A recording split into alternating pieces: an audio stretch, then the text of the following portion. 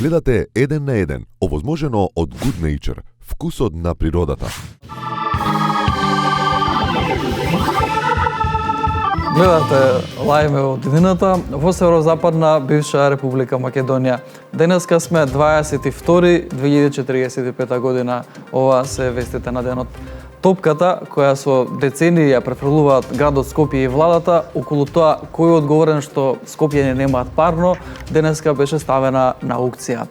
Средствата кои ќе бидат собрани од продажбата на оваа легендарна топка ќе бидат пренаменети за купување на кебиња, кои потоа ќе бидат донирани на скопјани.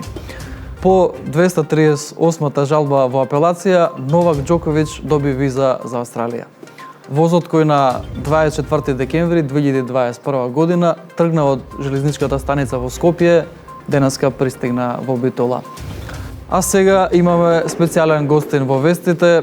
Со мене е новинарот Васко Ефтов, кој ќе направиме една одлична политичка анализа за актуелните случувања. 50 до 55 минути. Океј. Добро вечер, господин Ефтов. Добра вечер. Се извинувам за мојот изглед. Не стигнав бидејќи аутлетот во Инџија беше затворен, па го немаме лечето. Не, окей, не е проблем.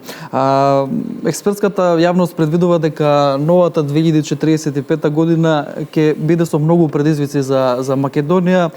Па какви се вашите предвидувања? Не, 2045, немојте да лажете. Сите знаеме дека ова го снимате во 2022.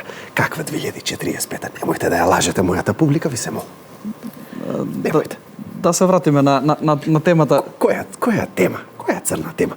Вашата единствена цел е да ја замајувате јавноста. Како бел ден е јасно, ова емисија е инструирана од масоните, кој преку извесен Дарко Панчев му даваат инструкции на онаа несреќа Жара Еден на еден да прави ваква емисија и да лаже дека ова се некакви вести богати од иднината.